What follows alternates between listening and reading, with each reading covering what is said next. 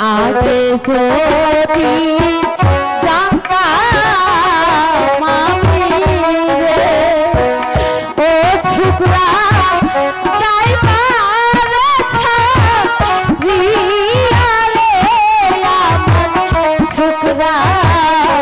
এই পৃথিবীতে তোমার আপন বলতে কেউ নেই, আমি আছি, মাসি আছে, আর তোমার কি চাই দাদা?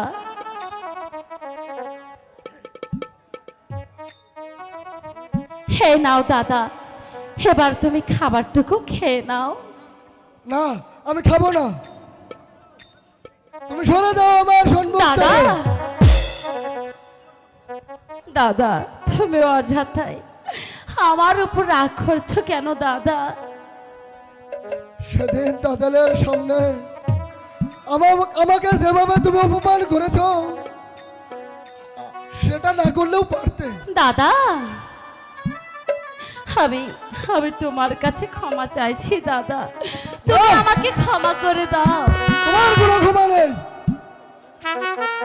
তুমি চলে যাও আমার রাগ করো না,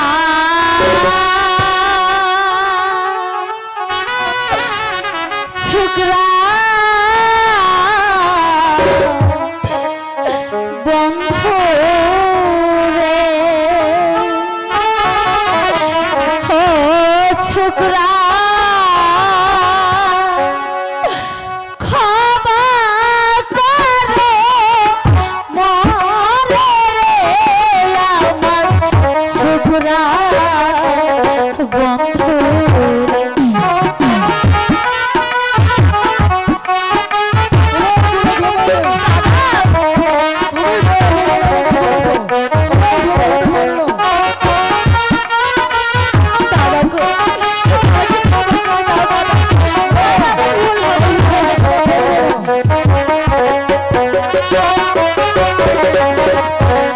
आगे যদি জানতাম আমি রে ও ছোকরা যাইবার ছাড়িয়া রে আমার ছোকরা বন্ধু।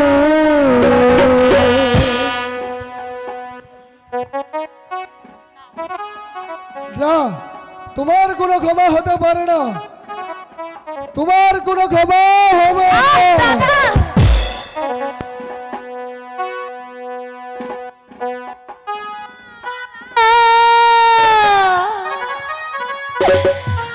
আমি তোর পীড়িতের মরা তুই চাইয়া দেখ না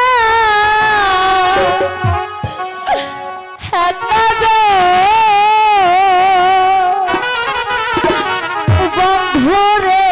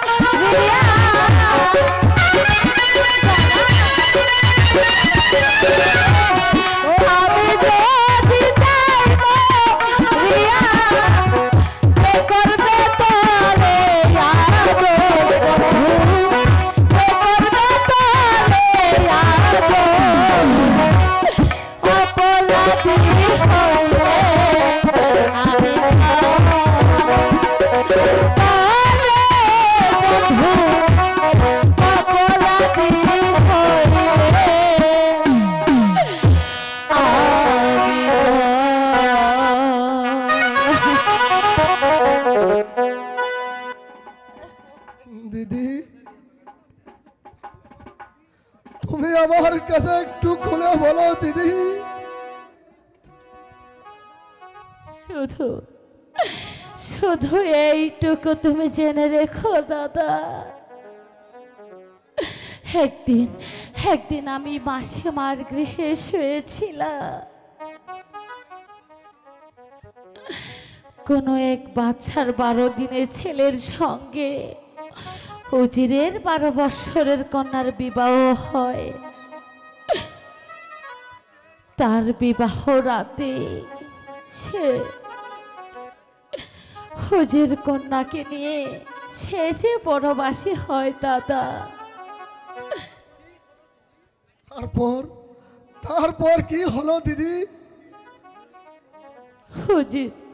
হুজির কন্যার কি হলো সে সে যে আমি বলতে পারবো না দাদা। আমার মনে হয় বাচ্চার সেই ছেলেটিকে। কি বললে দিদি? আমি আমি আমার এই হতভাগ্য, আমি আমার মা বাবার কাছ থেকে স্নেহের থেকে বঞ্চিত। দিদি, দিদি গো, আমি না জেনে তোমার সাথে যে ব্যবহার করেছি, আমাকে তুমি ক্ষমা না দাদা করো। না, এমন কথা বলে তুমি আমাকে পাপিষ্ট করো না দাদা। অপরাধ আমি করেছি, শাস্তি দিতে হলে তুমি আমাকে দাও দাদা। আচ্ছা দিদি, সত্যি সত্যি করে বলো তো, তোমার বিয়ে হয়েছে কি? হাই খোদা, এখন আমি কি বলবো? এখন এখন আমি কি জবাব দেব খোদা? তুমি আমাকে বলে দাও। বলো না দিদি, তোমার কি বিয়ে হয়েছে? হ্যাঁ দাদা, আমার যে বিয়ে হয়েছে। তাহলে আমার দুলাভাই কোথায়, আর তার নামই বা কি? তা আমি তোমাকে পরে বলবো দাদা। এবার চলো দাদা। ঠিক আছে, তাই চলো। ঠিক আছে, তবে তাই চলো।